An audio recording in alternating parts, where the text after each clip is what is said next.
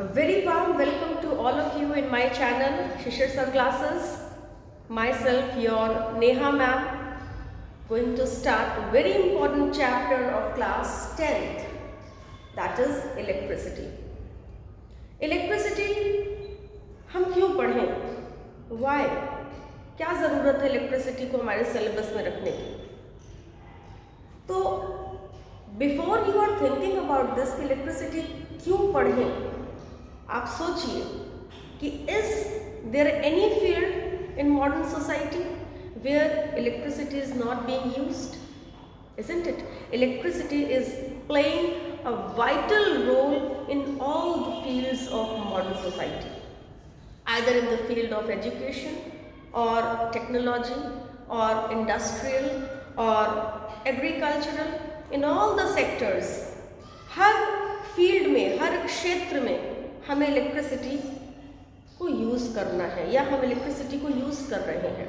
तो ये जानना बहुत ज़रूरी है कि क्या है electricity, what is the concept of electricity, कब इलेक्ट्रिसिटी बहती है, कितने प्रकार की होती है इलेक्ट्रिसिटी, इलेक्ट्रिसिटी में इलेक्ट्रिक चार्जेस का कॉन्सेप्ट क्या है, वो कौन से फैक्टर्स हैं जो रेगुलेट करती है इलेक्ट्रिसिटी।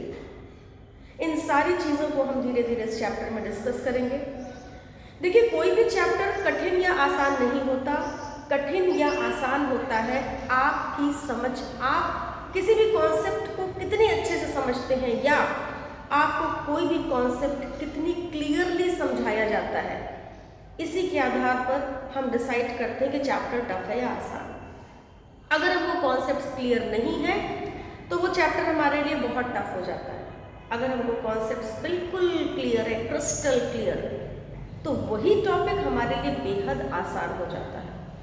तो हम अपने इस चैनल से पूरा प्रयास करेंगे कि आप लोगों को जो फिज़िक्स के साथ एक डर बैठा हुआ है कि फिज़िक्स बहुत टफ होता है, ये डर मैं निकाल सकूं।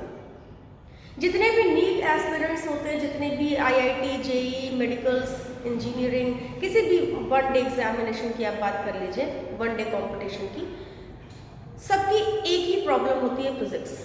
केमिस्ट्री निभा लेते हैं, मैथ्स निभा लेते हैं, लेकिन समस्या कहाँ है? फिज़िक्स में। क्यों समस्या है फिज़िक्स में? समस्या फिज़िक्स में नहीं है, समस्या है कॉन्सेप्ट्स में। हम अगर अपने कॉन्सेप्ट्स को बिल्कुल क्लियर करके चलते हैं तो आपका फिज़िक्स भी उतना ही इजी है जितना आपको केमिस्ट्री या बायो लगता है या जितना इजी आपको मैथमेटिक्स लगता है।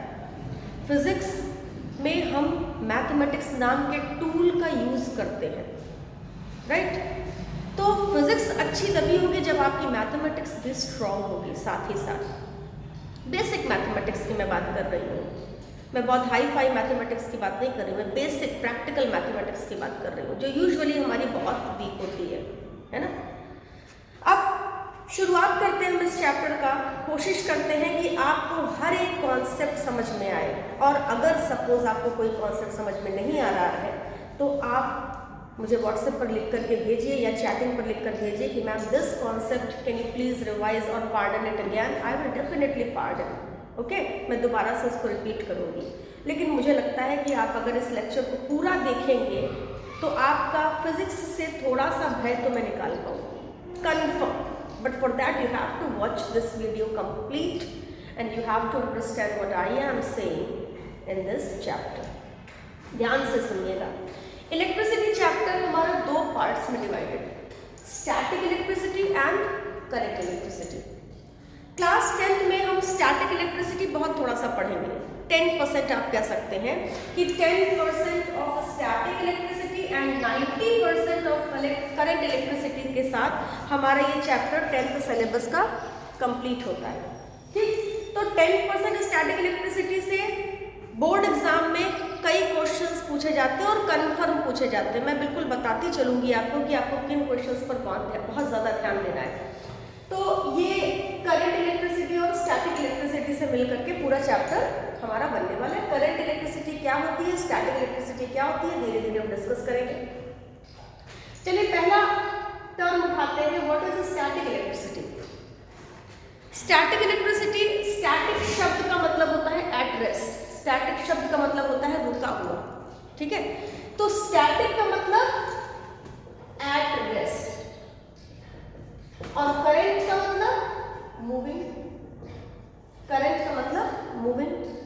जो चल रहा है वो करंट अफेयर्स, माने जो अफेयर्स चल रहे हैं उन्हीं को करंट अफेयर्स बोलते हैं, है ना। तो what is static electricity? Static electricity is the electricity due to charges at rest.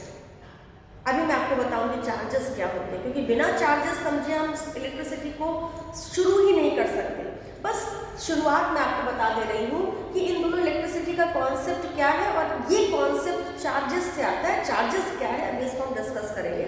तो static electricity is what? It is electricity due to charges at rest, माने रेस्ट पर बैठे बैठे इलेक्ट्रिक करंट को फ्लो कराएंगे हम। रेस्ट पर बैठे इलेक्ट्रिक चार्जेस एक प्रकार की इलेक्ट्रिसिटी पैदा करेंगे, जिसे हम स्टैटिक इलेक्ट्रिसिटी का नाम देते हैं। The electricity due to charges at rest is called as static electricity.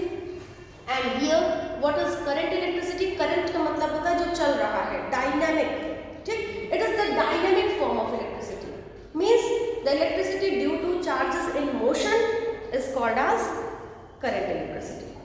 अब दो के दोनों परिभाषाओं में मैंने एक कॉमन टर्म का यूज किया है, चार्जेस, राइट। सो बेसिकली हमें चार्जेस क्या होते हैं ये समझना बहुत जरूरी है, तभी हम इलेक्ट्रिसिटी को प्रोसीड कर पाएंगे। तो let us start, what are charges.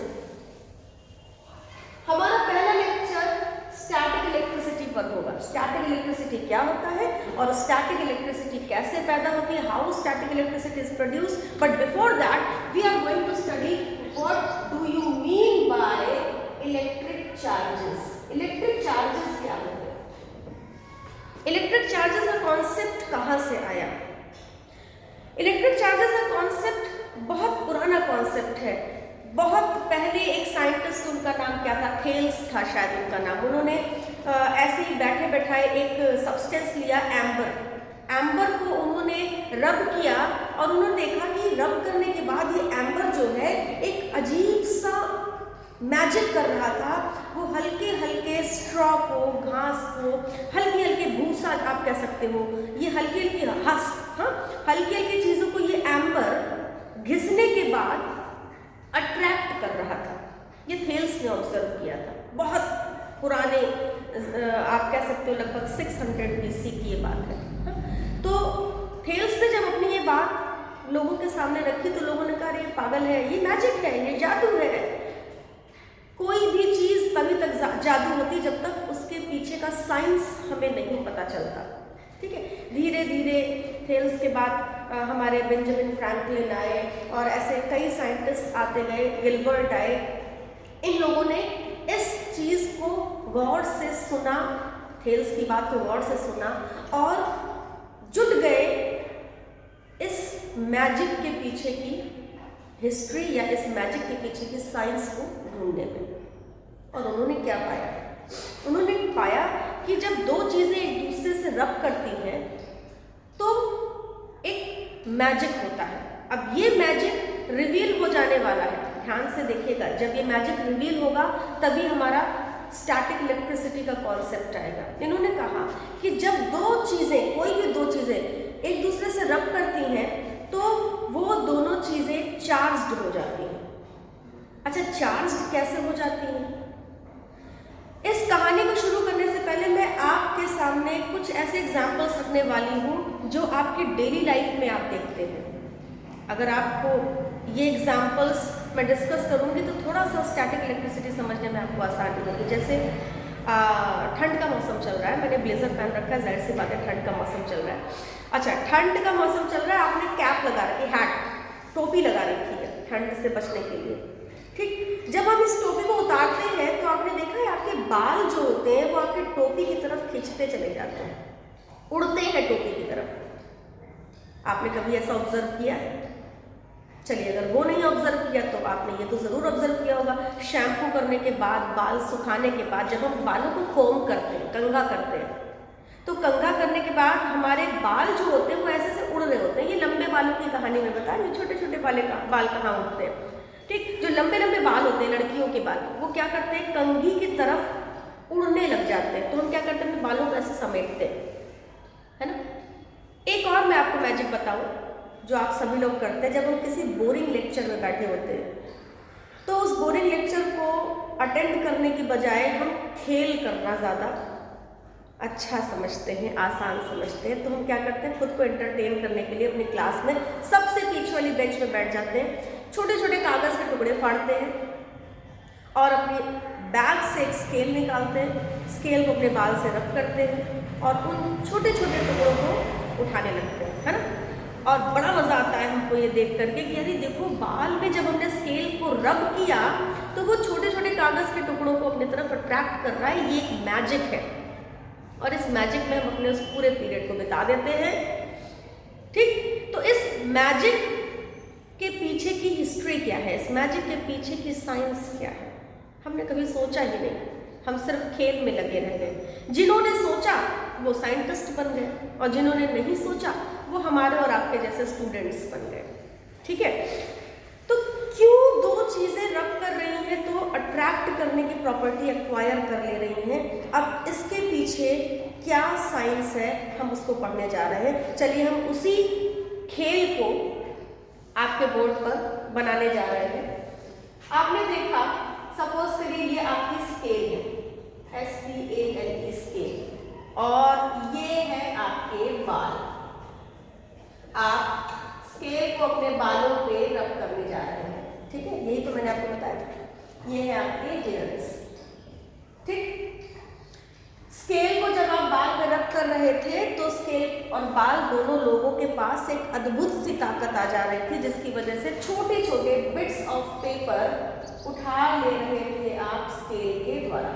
Right, क्यों हो रहा था ऐसा? आपने केमिस्ट्री में पढ़ा होगा कि कोई भी ऑब्जेक्ट केमिकली न्यूट्रल कब होता है, जब उसके पास एटम्स में मौजूद प्रोटॉन्स और इलेक्ट्रॉन्स की संख्या, ठीक है, इक्वल होती है। अच्छा, किसी भी ऑब्जेक्ट की न्यूट्रल स्टेट क्या होती है? कोई भी ऑब्जेक्ट एटम्स से बना हुआ है, ये तो बेसिक सी बात है, आप सभी को मालूम होगा कि कोई भी ऑब्जेक्ट, कोई भी सब्सटेंस ढेर सारे एटम्स से मिलकर के बना होता है। मैं, आप, हमारी कॉपी, किताब, बेंच, दीवार, बोर्ड, ये सब एटम्स से मिलकर के बने हुए हैं। अगर एटम्स से मिलकर के बने हुए तो उनके पास प्रोटॉन्स और इलेक्ट्रॉन्स ज़रूर होंगे। भाई, प्रोटॉन्स, इलेक्ट्रॉन्स और न्यूट्रॉन्स से सब एटॉमिक पार्टिकल्स होते हैं, जिसमें आपको पता है कि प्रोटॉन्स और न्यूट्रॉन्स ये न्यूक्लियॉन्स कहलाते हैं, ये न्यूक्लियस के अंदर रहते हैं, लेकिन इलेक्ट्रॉन्स हमारे न्यूक्लियस के बाहर ऑर्बिट कर रहे होते हैं, है ना। तो ये जो सब एटॉमिक पार्टिकल्स हैं, उन्हीं से हमारा स्केल बना हुआ है। हमारे स्केल के पास यदि नंबर ऑफ प्रोटॉन्स और नंबर ऑफ इलेक्ट्रॉन्स की संख्या बराबर होती है, 1 2 3 4 5 6, 1 2 3 4 5 6, ठीक, आप देख सकते हैं कि मैंने स्केल में नंबर ऑफ प्रोटॉन्स और नंबर ऑफ इलेक्ट्रॉन्स की संख्या बराबर कर रखी है। तो ये स्टेट हमारी न्यूट्रल स्टेट कहलाती है, NEUTRAL, न्यूट्रल स्टेट। इस समय हमारा स्केल न्यूट्रल है। इस समय हमारे स्केल के पास ना तो पॉजिटिव चार्ज है और ना ही नेगेटिव चार्ज है। क्यों? अगर हम कहेंगे हमारा स्केल पॉजिटिवली चार्ज है तो नेगेटिव चार्ज कहेंगे भैया हमें क्या कमी थी, हम भी तो उतने ही हैं, हमें क्या कमी है। तो ठीक है भाई, चलो हम इसको नेगेटिवली चार्ज कहते हैं, तो पॉजिटिव कहेगा भैया हम भी तो उतने ही हैं, तो आप इसको नेगेटिवली चार्ज क्यों कह रहे हैं? माने किसी भी ऑब्जेक्ट के पास अगर number of protons and number of electrons बराबर संख्या में होंगे तो ना तो उन्हें हम पॉजिटिव चार्ज बोल सकते हैं, ना तो उन्हें नेगेटिव चार्ज बोल सकते हैं। ये स्टेट न्यूट्रल की कहलाती है। अब न्यूट्रल स्टेट में है सारे के सारे इलेक्ट्रॉन्स प्रोटॉन्स के साथ कपल में बंधे हुए हैं। ठीक, अब क्या किया आपने हेयर को भी ऑब्जर्व कर लीजिए। हेयर को मैं थोड़ा सा डिजाइनर ना बना करके इस तरीके से बना रही हूँ। ये है हमारा हेयर, और जब तक हमने हेयर को रब नहीं किया था तब तक हमारे हेयर के पास भी कोई चार्ज नहीं था, ये भी इलेक्ट्रिकली न्यूट्रल ही था। राइट, अच्छा, आप देख रहे हैं बार बार प्रोटॉन और इलेक्ट्रॉन 6 बना रही है, ये इसका कोई कारण नहीं है, बस हमारा मन था, हमने 6 प्रोटॉन बनाए, हमने उसको न्यूट्रलाइज करने के लिए 6 इलेक्ट्रॉन्स बना दिए। आपकी इच्छा आप 4 बनाइए, आपकी इच्छा आप 100 बनाइए, आप चाहे जितने बनाइए, बस न्यूट्रल स्टेट दिखाने के लिए आपको जितने प्रोटॉन्स आप बना रहे हैं उतने इलेक्ट्रॉन्स बना दीजिए, तो वो न्यूट्रल स्टेट हो जाएगा। ये था स्टेट बिफोर रबिंग का, जब हमने बाल से स्केल को रब नहीं किया था तो ये दोनों न्यूट्रल थे। जब हमने इन दोनों के बीच में रबिंग किया, जब हमने इन दोनों को रब किया तो रब करने से क्या हुआ, ऐसा क्या हो गया कि ये स्केल हमारे इन बिट्स ऑफ पेपर को उठाने लग गया। तो वो क्या कहलाता है, उस प्रोसेस में हुआ क्या, जब दो चीजें एक दूसरे से रब करती हैं तो एक ऑब्जेक्ट से दूसरे ऑब्जेक्ट में इलेक्ट्रॉन्स ट्रांसफर हो जाते हैं। ऐसा ऑब्जर्व किया गया, ऐसा पाया गया कि जब दो चीजें एक दूसरे से रब करती हैं तो ड्यू टू फ्रिक्शन एक बॉडी से उठकर दूसरी बॉडी में इलेक्ट्रॉन्स ट्रांसफर हो जाते हैं, चले जाते हैं। ठीक है, तो हमें नहीं पता कि स्केल और हेयर में कहाँ से कहाँ गया ऑब्जेक्ट। हम मान लेते हैं कि जब हमने स्केल को हेयर से रब किया तो हमारे हेयर से कुछ चार्जेस उठ करके स्केल में चले गए। हमने ऐसा मान लिया क्योंकि हमें नहीं पता है अभी कि कहाँ से उठ करके चार्ज कहाँ गया। ये तो हम एक्सपेरिमेंटली जब एक्सपेरिमेंट करेंगे तब जानेंगे ना कहाँ से उठकर कहाँ गया। अभी तो हम स्टडी कर रहे हैं, अभी बस इतना जानिए कि किसी एक बॉडी से उठ करके चार्ज दूसरी बॉडी में चला गया। हम मान लेते हैं कि जब हेयर से बाल को रख दिया गया तो हेयर से कुछ इलेक्ट्रॉन्स उठ करके स्केल में चले गए। अच्छा, इलेक्ट्रॉन्स उठ करके ही क्यों जा रहे हैं, प्रोटॉन्स क्यों नहीं जा रहे हैं, ये भी एक सवाल है। ये भी बहुत पूछा जाता है कि why do electrons only move. कारण ये है कि भाई प्रोटॉन्स जो होते हैं वो न्यूक्लियस के अंदर बंधे हुए हैं। ठीक, प्रोटॉन्स को बाहर निकालना आसान काम नहीं है। इलेक्ट्रॉन्स को अपने ऑर्बिट से छोड़ करके बाहर निकाल देना ये बहुत आसान काम है। जितनी भी केमिकल रिएक्शंस आप देखते हैं केमिस्ट्री में वो सब इलेक्ट्रॉन्स के ट्रांसफर से ही होता है। प्रोटॉन्स को न्यूक्लियस से बाहर निकालना is a hard nut to crack. ये बहुत कठिन काम है। न्यूक्लियर रिएक्शंस करानी पड़ती है न्यूक्लियस को तोड़ने के लिए या प्रोटॉन्स को बाहर निकालने के लिए, और न्यूक्लियर रिएक्शंस में बहुत हाई प्रेशर और टेम्परेचर की जरूरत पड़ती है। केमिकल रिएक्शंस तो जरा से रबिंग से हो जाता है, आपने रब किया और इलेक्ट्रॉन्स एक जगह से दूसरी जगह चलने लगे, प्रोटॉन्स नहीं चलेंगे। ठीक है, protons are bound in nucleus. तो जो डायनेमिक होता है इलेक्ट्रिक चार्ज में वो इलेक्ट्रॉन होता है, जो मोबाइल होता है वो इलेक्ट्रॉन होता है। Mobile means anything that can move is mobile and anything that can not move is immobile. तो हम कहेंगे कि प्रोटॉन्स जो होते हैं वो इमोबाइल होते हैं और इलेक्ट्रॉन्स आर मोबाइल। तो इसका मतलब एक बात तो तय हो गई कि इलेक्ट्रिसिटी में मोशन किस चार्ज का होने वाला है, इलेक्ट्रॉन्स का होने वाला है। Protons are not going to participate in any type of electricity, either it is static और इट इज करंट। ठीक, तो अब क्या हुआ, हमने देखा दो इलेक्ट्रॉन्स उठ करके स्केल में चले गए। अच्छा, जब दो इलेक्ट्रॉन्स हेयर से उठ करके स्केल में चले गए तो आप देखिए हेयर के पास दो इलेक्ट्रॉन्स कम हो गए और स्केल के पास दो इलेक्ट्रॉन्स ज्यादा हो गए। हो सकता है स्केल से हेयर में गया हो, मैंने तो बस ऐसे एग्जांपल लिया है। अब देखिए, अब अगर हम स्केल से कहें कि इस स्केल के पास दो इलेक्ट्रॉन्स ज्यादा है, प्रोटॉन्स कम है, तो हम इस स्केल को पॉजिटिव चार्ज कह सकते हैं। तो नेगेटिव चार्ज, हाँ नेगेटिव ज्यादा हो गया ना, नेगेटिव ज्यादा हुआ तो नेगेटिव चार्ज कह सकते हैं। तो पॉजिटिव को कोई प्रॉब्लम नहीं होगी, पॉजिटिव कहेगा हाँ भाई जाहिर सी बात है, जिसकी जनसंख्या ज्यादा उसी का राज। तो स्केल के पास इलेक्ट्रॉन्स की संख्या ज्यादा हो गई और प्रोटॉन्स की संख्या कम हो गई। तो हमने इसको कह दिया कि इलेक्ट्रॉन ज्यादा है, माने इलेक्ट्रॉन को हम निगेटिवली चार्ज पार्टिकल बोलते हैं, प्रोटॉन्स को हम पॉजिटिवली चार्ज पार्टिकल बोलते हैं। तो इसे हम कह दिए कि ये निगेटिवली चार्ज बॉडी बन गया। और यहाँ से देखिए दो इलेक्ट्रॉन्स कम हो गए थे तो ऑटोमेटिकली ये भी न्यूट्रल स्टेट से हटकर पॉजिटिवली चार्ज पार्टिकल बन गया, है ना। किसी भी बॉडी को पॉजिटिवली चार्ज बनने के लिए प्रोटॉन्स के एडिशन नहीं किया जाता, प्रोटॉन्स को ऐड नहीं कर सकते क्योंकि प्रोटॉन तो इमोबाइल होता है। बॉडी को पॉजिटिवली चार्ज अगर करना है तो इलेक्ट्रॉन रिमूव कर दीजिए, बस इलेक्ट्रॉन रिमूव कर दीजिएगा, इलेक्ट्रॉन कम हो जाएगा, प्रोटॉन ऑटोमेटिकली ज्यादा हो जाएगा। तो इस प्रोसेस में आपने देखा कि after rubbing scale acquires charges and hair loses charges. Lose करने की वजह से ये पॉजिटिवली चार्ज बॉडी बन गया और ये निगेटिवली चार्ज बॉडी बन गया। ठीक है, इस प्रोसेस में चार्जेस का इधर से उधर होने को की वजह से इन दोनों के चार्ज हो जाने के प्रोसेस को हम बोलते हैं electrification. ELECTRIFICATION, electrification. What is electrification? Electrification is the process of charging two bodies either by rubbing और बाय कंडक्शन और बाय इंडक्शन, किसी भी तरीके से दो बॉडीज को चार्ज करने के प्रोसेस को इलेक्ट्रिफिकेशन कहते हैं। And in this process of electrification only electrons participates, protons do not participates in the process of electrification. Why? Because electrons are mobile and protons are immobile. So the body which loses electrons becomes positively charged body and the body which gains electrons becomes negatively charged body। ये है पूरा electrification का process. ये है वो जादू जो हमारा स्केल से बाल को रब करने के दौरान हो रहा था। ये जादू क्या था? इस जादू को कहते हैं इलेक्ट्रिफिकेशन। तो हुआ क्या, हमारा स्केल जो कि पहले न्यूट्रल था, जिसके पास ना तो पॉजिटिव ना तो नेगेटिव चार्ज की ताकत थी, अब वो इलेक्ट्रिकली न्यूट्रल की बजाय इलेक्ट्रिकली चार्ज्ड हो गया है। इलेक्ट्रिकली चार्ज्ड होने की वजह से स्केल और हेयर इन दोनों के पास एक बल आ गया, एक फोर्स आ गया, जिस फोर्स को हम कहते हैं electric force. Now these both bodies are electrically charged and due to this they acquired a force called as electric force. ये दोनों इलेक्ट्रिक फोर्स प्राप्त कर चुके हैं। इनके पास दो अधिक इलेक्ट्रॉन्स की ताकत है और इनके पास दो अधिक प्रोटॉन्स की ताकत है। ठीक है, क्योंकि इनका दो प्रोटॉन का जोड़ा इनकम्प्लीट है, इनके दो इलेक्ट्रॉन का जोड़ा इनकम्प्लीट है।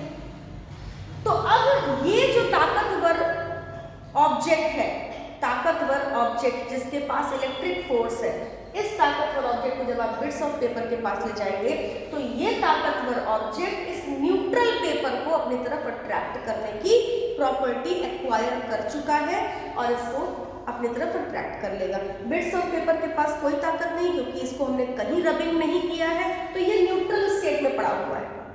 ये न्यूट्रल स्टेट में पड़ा हुआ है, तो ये स्केल जो कि निगेटिवली चार्ज्ड है, वो बिट्स ऑफ पेपर को अपने अकॉर्डिंगली पॉजिटिवली चार्ज्ड बॉडी बना करके अपनी तरफ अट्रैक्ट कर लेगा। और अगर यही बिट्स ऑफ पेपर हम उठाकर बालों में डाल दें तो बाल में भी अट्रैक्ट हो जाएगा, क्योंकि बाल इलेक्ट्रिकली पॉजिटिव है, वो इसको अपने अकॉर्डिंग इलेक्ट्रिकली निगेटिव बना लेगा। कैसे बना लेगा? ये प्रोसेस क्लास 12th में चैप्टर 1 में एक्सप्लेन किया गया है, जो मैं आपको विधिवत समझाऊंगी जब चैप्टर 12 का इलेक्ट्रिसिटी पढ़ाऊंगी। ठीक है, वह बहुत इजी सा कॉन्सेप्ट है। अब चाहे तो मैं यही तो बता दूं आपको। देखिए, बिट्स ऑफ पेपर का एक कागज मैं आपके सामने बना रही हूँ। बिट्स ऑफ छोटे छोटे टुकड़े ऑफ पेपर्स हैं, वो न्यूट्रल स्टेट में पड़े हुए हैं। न्यूट्रल स्टेट का मतलब है 4 पॉजिटिव 4 नेगेटिव हम कर ले रहे हैं। ठीक है, 4 पॉजिटिव 4 नेगेटिव। देखिए, न्यूट्रल स्टेट में हमारा बिट्स ऑफ पेपर पड़ा हुआ है। अब ये स्केल जो कि इलेक्ट्रिकली निगेटिव है, इस इलेक्ट्रिकली निगेटिव स्केल को जब हम बिट्स ऑफ पेपर के पास ला रहे हैं, तो आपको पता है इलेक्ट्रिकली निगेटिव का मतलब इसके पास नेगेटिव ज्यादा है और पॉजिटिव कम है, तभी तो इलेक्ट्रिकली निगेटिव है। तो इस इलेक्ट्रिकली निगेटिव स्केल ने क्या किया, इस बिट्स ऑफ पेपर के पॉजिटिव चार्जेस को क्या करेगा,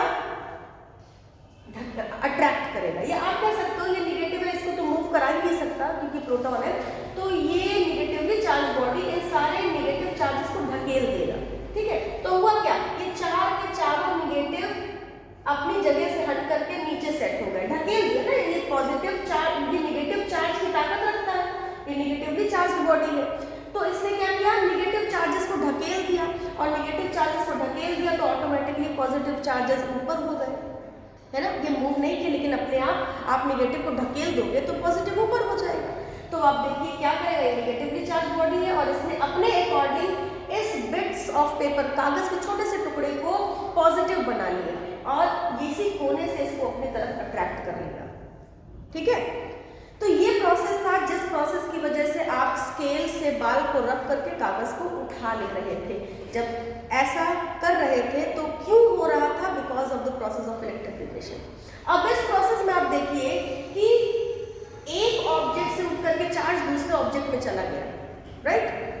तो दोनों की दोनों बॉडीज चार्ज हो गई और दोनों के पास हल्के ऑब्जेक्ट्स को अट्रैक्ट करने की क्षमता डेवलप हो गई। तो यहीं से इलेक्ट्रिक चार्ज का कॉन्सेप्ट आता है कि what are electric charges. Electric charge is something, electric charge क्या है, ये एक ऐसी प्रॉपर्टी है। Electric charge is something when acquired by या when possessed by an object, a material object, the object gets the ability to exert electric force or to respond to electric force. Electric charge एक ऐसी property है जो यदि किसी material object के द्वारा acquire कर ली गई, प्राप्त कर ली गई, तो वो मटेरियल ऑब्जेक्ट इलेक्ट्रिक फोर्स को रिस्पॉन्स करने के लायक हो जाता है और हल्के हल्के ऑब्जेक्ट्स को अपनी तरफ अट्रैक्ट करने के लायक हो जाता है। This is an ability. ये एक ऐसी प्रॉपर्टी है जो मटेरियल ऑब्जेक्ट को एबल बना देता है अनदर ऑब्जेक्ट्स को अपनी तरफ अट्रैक्ट करने की। ठीक है, it is a property which makes a material object able to exert electric force और टू रिस्पॉन्ड टू इट। तो ये है इलेक्ट्रिक चार्ज, इलेक्ट्रिक चार्ज की परिभाषा। तो इलेक्ट्रिक चार्ज क्या है? एक प्रॉपर्टी है। अच्छा, ये प्रॉपर्टी हमने कैसे एक्वायर की? Bye rubbing, by induction, bye conduction, कई तरीके हैं। इस इलेक्ट्रिफिकेशन को एक्सपेरिमेंटली स्टडी किया गया और दो एक्सपेरिमेंट आप लोगों को बहुत ज़्यादा बताए जाते हैं, एनसीईआरटी में भी इसका बहुत अच्छे से डिटेल्ड है। एक कॉम्बिनेशन लिया है, उस कॉम्बिनेशन में इन्होंने लिया है एक ग्लास रॉड और इस ग्लास रॉड को इन्होंने रब कर दिया है सिल्क क्लॉथ से। ठीक है, ग्लास रॉड जो कि पहले इलेक्ट्रिकली न्यूट्रल था, न्यूट्रल माने चार आप बना दीजिए प्रोटॉन तो चार इलेक्ट्रॉन बना दीजिए, और ये है सिल्क क्लॉथ, ये भी इलेक्ट्रिकली न्यूट्रल था। आप देख लीजिए बार बार इलेक्ट्रिकली न्यूट्रल स्टेट में हम अपने मन से प्रोटॉन और न्यूट्रॉन बना देना है, बस इतना ध्यान रखना है कि दोनों बराबर रहना है। ये दोनों न्यूट्रल स्टेट में पड़े हुए थे। एक्सपेरिमेंटली जब इन दोनों को रब किया गया तो क्या पाया गया कि ग्लास रॉड अपने इलेक्ट्रॉन्स लूज कर रहे थे। ये वो एक्सपेरिमेंट है जिसमें पक्का हम आपसे कह सकते हैं कि कहां से उठकर इलेक्ट्रॉन कहां गया। ग्लास रॉड और सिल्क क्लॉथ के एक्सपेरिमेंट में कौन सा ऑब्जेक्ट इलेक्ट्रॉन लूज कर रहा है और कौन सा ऑब्जेक्ट इलेक्ट्रॉन गेन कर रहा है, ये एक्सपेरिमेंटली ऑब्जर्व किया गया और हमको ये एक्सपेरिमेंट डिमॉन्स्ट्रेट भी किया गया कि जब ग्लास रॉड को सिल्क क्लॉथ से रब किया जाता है तो ग्लास रॉड इलेक्ट्रॉन लूज करता है और सिल्क क्लॉथ इलेक्ट्रॉन को गेन करता है। तो ऐसा करने की वजह से ग्लास रॉड के पास इलेक्ट्रॉन्स की संख्या कम हो गई और सिल्क क्लॉथ के पास इलेक्ट्रॉन की संख्या ज्यादा हो गई।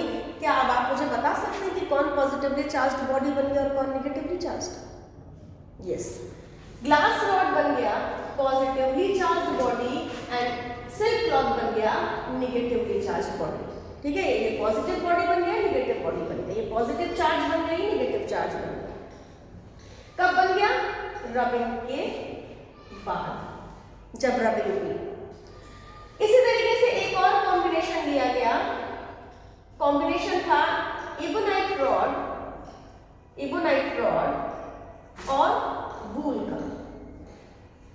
ठीक है, इबोनाइट रॉड और वूल भी पहले इलेक्ट्रिकली न्यूट्रल थे और वूल भी पहले इलेक्ट्रिकली न्यूट्रल था। एक्सपेरिमेंटली जब इन दोनों को रब किया गया तो पाया गया कि रबिंग के दौरान जो वूल होता है वो इलेक्ट्रॉन लूज करता है और इबोनाइट रॉड इलेक्ट्रॉन को गेन करता है। तो ऐसे में इबोनाइट रॉड के पास इलेक्ट्रॉन्स की संख्या ज्यादा हो गई और वूल के पास इलेक्ट्रॉन्स की संख्या कम हो गई। तो automatically ebonite negatively charged body बन गया और वूल पॉजिटिवली चार्ज्ड बॉडी बन गया।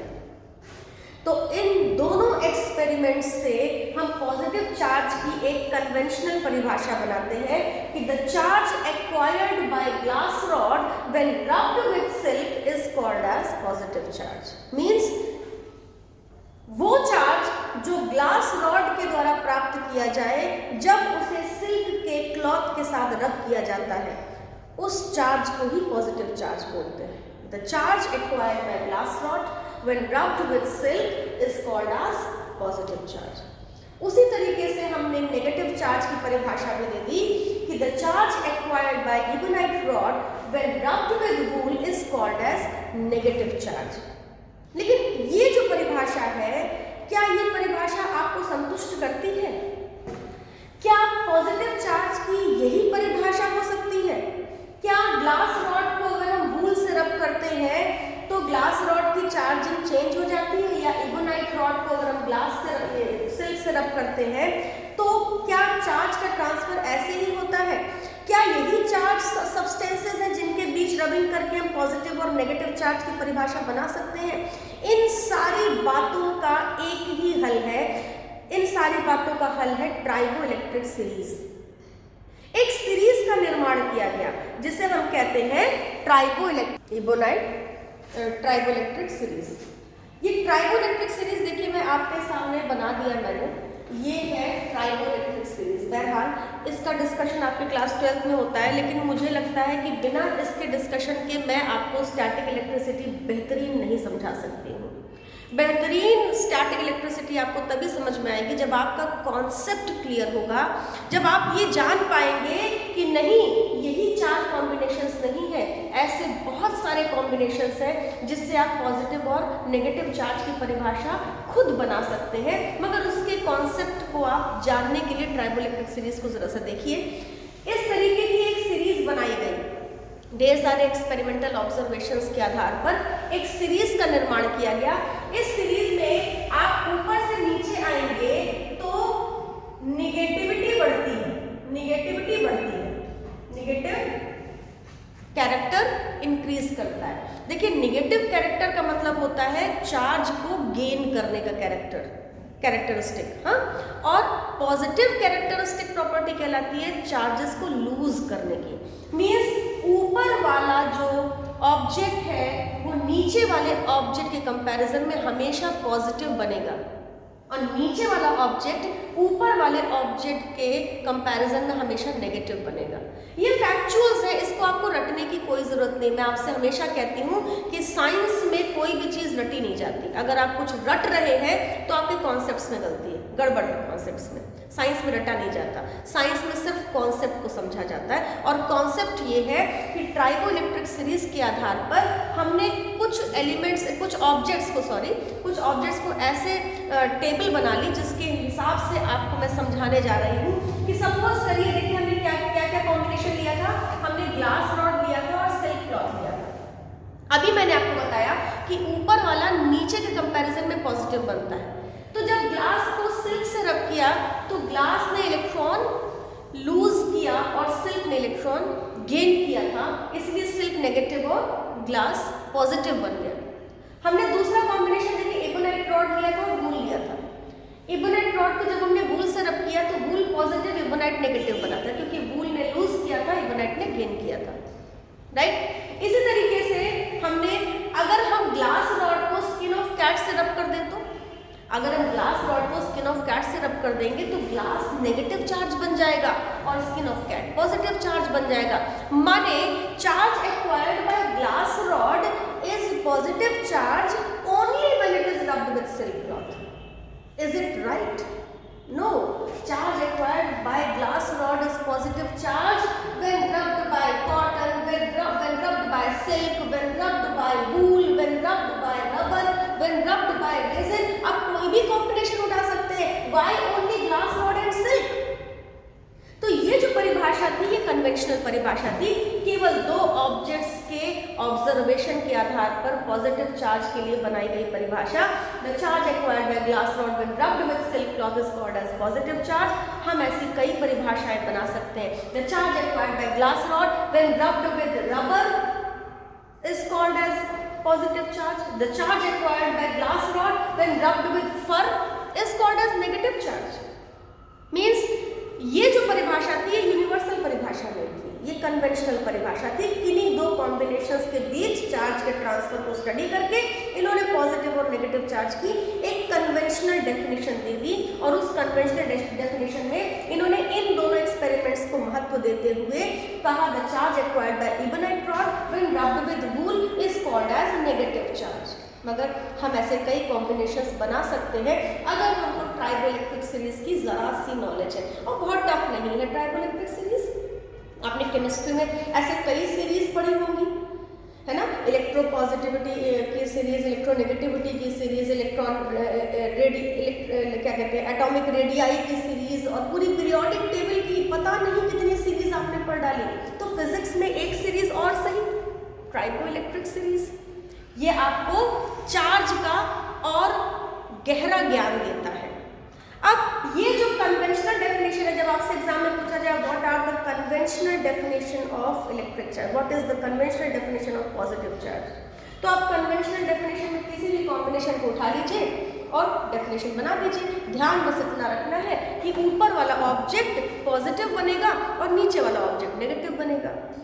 ऊपर वाला ऑब्जेक्ट हमेशा इलेक्ट्रॉन लूज करेगा और नीचे वाला ऑब्जेक्ट हमेशा इलेक्ट्रॉन गेन करेगा। यही छोटी सी बात हमको ध्यान देनी है और हम ऐसे कन्वेंशनल डेफिनेशंस अपने मन से बना सकते हैं। You need not to learn what is positive charge, what is negative charge. अब एक यूनिवर्सल परिभाषा भी बनती है हमारी पॉजिटिव और नेगेटिव चार्ज की। क्या बनती है? What is positive charge, what is positive charge. Positive charge क्या होता है? Positive charge means deficiency of electrons, DEFICIENCY, deficiency of electrons makes an object positive charge, या positive charge is deficiency of electrons. ये परिभाषा नहीं बदलेगी, ये universal परिभाषा है। What is negative charge, what is negative charge. अब आपको समझ में आ गया होगा कि excess of electrons, excess of electrons is called as negative charge। आप सोच रहे होंगे कि मैं प्रोटॉन्स के टर्म्स में आप डेफिनेशन क्यों दे रही हूँ? मेरा मन, हम नहीं चाहते प्रोटॉन्स के टर्म्स में डेफिनेशन देना। क्यों? क्योंकि प्रोटॉन चलता ही नहीं, प्रोटॉन की कोई पार्टिसिपेशन ही नहीं है इलेक्ट्रिफिकेशन में, तो हम क्यों प्रोटॉन्स का नाम लें? हम क्यों कहें कि excess of protons is called as positive charge? लेकिन अगर आप कहते हैं तो आप गलत नहीं हैं, मत कहिए। इलेक्ट्रॉन्स के टर्म्स में डेफिनेशन दीजिए। क्यों? क्योंकि इलेक्ट्रॉन्स ही हैं जो इलेक्ट्रिफिकेशन में पार्टिसिपेट कर रहे हैं, प्रोटॉन्स नहीं। तो this is all about your charge. अब हमने आपसे कहा था कि हम आपको इस फिनोमेना में स्टैटिक इलेक्ट्रिसिटी बताएंगे। भाई यही तो है स्टैटिक इलेक्ट्रिसिटी। जब दो बॉडीज रख दी गई तो दोनों बॉडीज चार्ज हो गई। चार्ज होने की वजह से एक थर्ड ऑब्जेक्ट को अपनी तरफ खींच ले रही है। तो अपनी तरफ खींच लेने के लिए उनके अंदर जो एबिलिटी उन्होंने एक्वायर की है, that is ability of electric charge. इस प्रकार से दोनों बॉडीज इलेक्ट्रिकली जो चार्ज हो गई है, तो इनके बीच में जो इलेक्ट्रिफिकेशन हुआ है, इस इलेक्ट्रिफिकेशन की वजह से जो इलेक्ट्रिसिटी पैदा हुई, उसी को हम स्टैटिक इलेक्ट्रिसिटी बोलते हैं। What is the static electricity? The electricity due to charges at rest is called as a static electricity। आप देख सकते हैं इन दोनों ही प्रोसेस में पहले भी इलेक्ट्रॉन रेस्ट पर था, चल नहीं रहा था, और जब हमने रब किया तो रबिंग के दौरान एक जगह से उठकर दूसरी जगह बैठ गए। बस अभी भी बैठे हुए हैं, चल कहाँ रहे हैं? तो बैठे हुए हैं, एट रेस्ट पर है, लेकिन एट रेस्ट पर सिर्फ पोजीशन चेंज करने की वजह से एक इलेक्ट्रिसिटी दौड़ गई इन दोनों के बीच, जिसे हम कहते हैं स्टैटिक इलेक्ट्रिसिटी। आप रेनी सीजन्स में देखते होंगे बादल में इस तरीके से बिजली बन जाती है ना। बादल कैसे बन जाता है? दो क्लाउड्स टकराते हैं, टकराएंगे, देखिए फिर हो गई रबिंग। जब जब रबिंग होगी तब तब क्या पैदा होगी? स्टैटिक इलेक्ट्रिसिटी पैदा होगी। आप चलते चलते अचानक से कभी किसी दरवाजे से आपकी कोहनी टकराती है और आपको यहाँ करंट लग जाता है।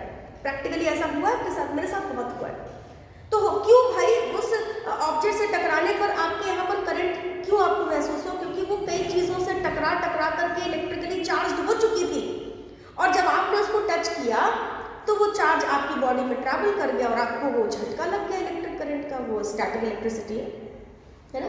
ठंड में आप रजाई ओढ़ते हैं, रजाई के अंदर एक बदमाशी हम लोग बहुत बचपन में किया करते थे, ऐसे ऐसे करके हाथ चलाइए तो चिट चिट चिट चिट रजाई बोलती है। वो चिट चिट चिट चिट कब बोलती है? जब आप अपने हाथ को उसके फर पर रब कर रहे होते हैं। तो रबिंग की वजह से कौन सी इलेक्ट्रिसिटी पैदा हो रही है? Static electricity. दोनों बॉडीज चार्ज हो गए, है ना। कभी कभी कुछ कपड़े आपकी बॉडी पर ऐसे उड़ उड़ के चिपकते हैं, जो बहुत झीने कपड़े होते हैं। आप कपड़े छोड़िए, कंबल की बात कर लीजिए। कंबल का जो फर होता है उस पर उसका जो खोली होता है वो बहुत चिपकता है। कारण क्या है? उससे रबिंग होने की वजह से दोनों इलेक्ट्रिकली चार्ज है। तो आप ऐसे फर उठाएंगे और फिर चिपक जाएगा। तो ऐसे कई एग्जाम्पल्स आप अपने चारों तरफ स्टैटिक इलेक्ट्रिसिटी के देख रहे हैं, और स्टैटिक इलेक्ट्रिसिटी का एक ही कारण है रबिंग। ठीक, रबिंग कर दीजिए। रबिंग भी नहीं, आप कह दीजिए कि चार्ज का ट्रांसफर एक बॉडी से दूसरी बॉडी में हो जाए किसी भी तरीके से, तो इस तरीके से जो इलेक्ट्रिसिटी पैदा होगी that is your static electricity.